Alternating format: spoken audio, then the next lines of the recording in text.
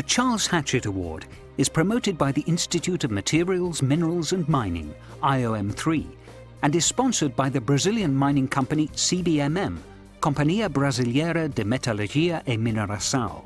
It's awarded annually to the authors of the best published paper on the science and technology of niobium and its alloys. On this occasion, the winning 2013 multi-authored paper from Canada was concerned with strengthening mechanisms and their relative contributions to the yield strength of microalloyed steels.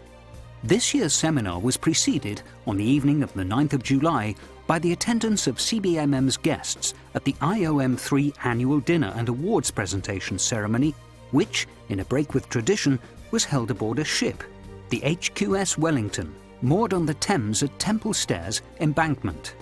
As usual, the winners of the 2013 Charles Hatchett Award were presented with their medals during the evening event.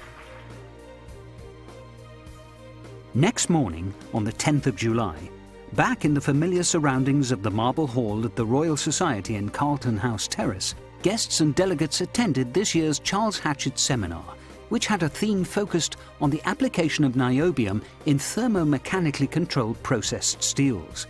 The invited audience of 45 international experts from 12 countries, including South Africa, Japan, China, Korea, Germany, France and Brazil, actively participated and enjoyed the ensuing discussion and debate.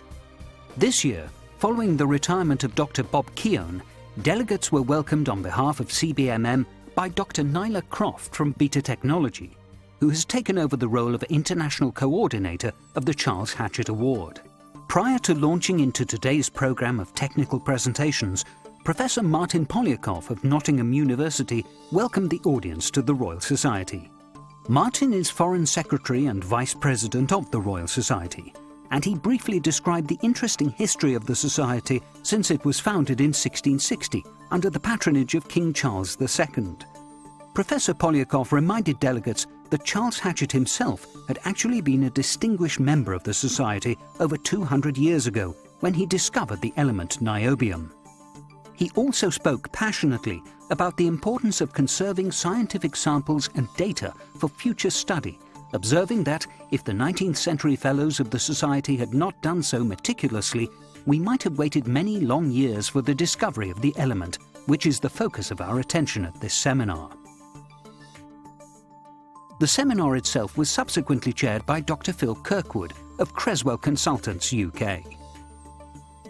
During his opening remarks, Dr. Kirkwood noted that this was the 35th year of the Charles Hatchett Award and provided a brief history of its origin and development since the defining meeting in Rio de Janeiro in 1978.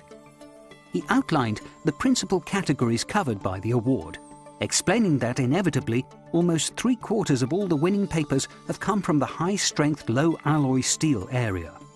Some 5 years ago, the organisers came up with the innovative idea of combining a themed seminar with the awards ceremony, and this has been highly successful, providing a platform for both the presentation of the award-winning paper and supporting contributions by renowned world experts. This year, the topic under scrutiny was thermomechanical controlled processing, TMCP. Dr. Yongfang Lau of Enbridge Pipelines Incorporated, Alberta, Canada, on behalf of her co-authors, then presented this year's Charles Hatchett Award-winning paper entitled Strengthening Mechanisms and Their Relative Contributions to the Yield Strength of Microalloyed Steels. Dr. Lau explained the key metallurgical principles of thermomechanical controlled processing and described how she and her colleagues had studied a range of low-carbon steels in the X70 to X100 strength range, with niobium levels varying from 0.037% to 0.094%. Using a range of appropriate identification and categorization techniques, all the various precipitates present were sized, and their relative significance was assessed against the predictions of the Hall-Petch relationship. Calculations enabled the amount of niobium in and out of solution to be estimated, and finally grain sizes were measured using well-established techniques. This systematic study concluded that the refinement of grain size was the most significant factor determining the yield strength of the steels studied, contributing up to 70% of the measured value. solid solution hardening and precipitation hardening in varying proportions depending on the specific steel under consideration accounted for the remainder of the strengthening increments. Volker Schwinn, head of development and plate design at the Dillinger-Hütt GTS Group, then described his company's approach to the application of niobium in TMCP steel plates for line pipe and structural applications. With reference to 5 major supply contracts covering onshore and offshore pipeline and structural steel projects, Mr. Schwinn described how Dillinger developed suitable compositions which are compatible with the TMCP route and the full range of plate thicknesses which their customers require.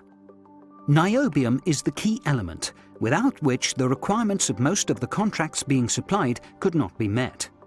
He presented an interesting diagram indicating how niobium levels were currently being restricted by both line pipe, structural and offshore structural steel standards and specifications, which later in the discussion that followed a subsequent presentation provoked a debate about how this unacceptable situation might be addressed.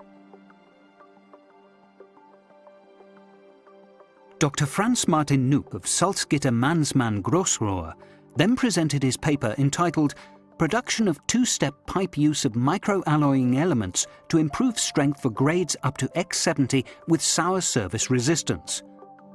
Dr. Knoop reviewed the Salzgitter Mannesmann approach to the production of pipe suitable to meet the most stringent hydrogen-induced cracking and sulfide stress cracking criteria, and briefly touched on the development of a new stress-orientated hydrogen-induced cracking test, which manufacturers might soon be required to conduct. With reference to previous pipe failures, he explained the targeted plate properties required for pipe strengths in the range X60 to X70, and outlined the low-carbon, clean steel practices necessary to achieve end-user demands. He discussed steel chemistries and the roles of elements such as copper, chromium, nickel, molybdenum and niobium, and the way in which his company combined these elements to be compatible with the modern steelmaking facilities and hot strip mills at Salzgitter Mannesmann. Professor Mani Subramanian of McMaster University, Canada, continued the proceedings by introducing his paper, Advances in Thermomechanical Rolling of Niobium Microalloyed Steel in Compact Strip Rolling.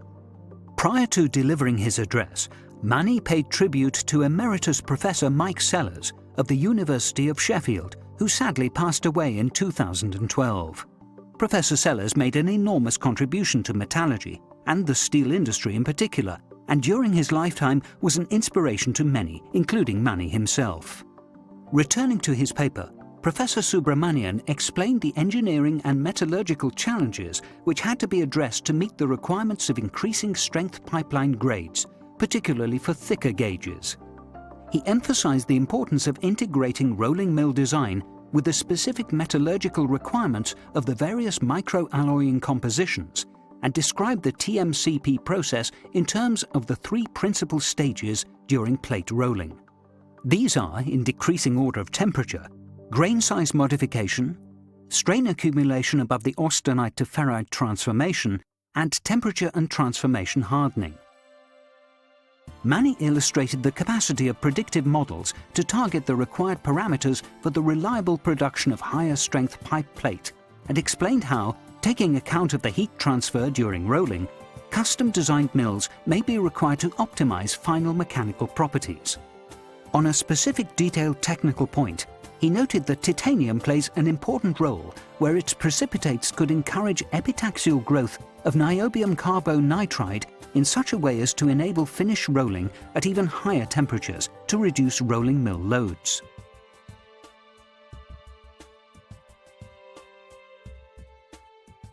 Dr. Kazutoshi Ichikawa of the Nippon Steel and Sumitomo Metal Corporation in Japan then presented a short review on thermomechanical controlled steel plates and their commercialization.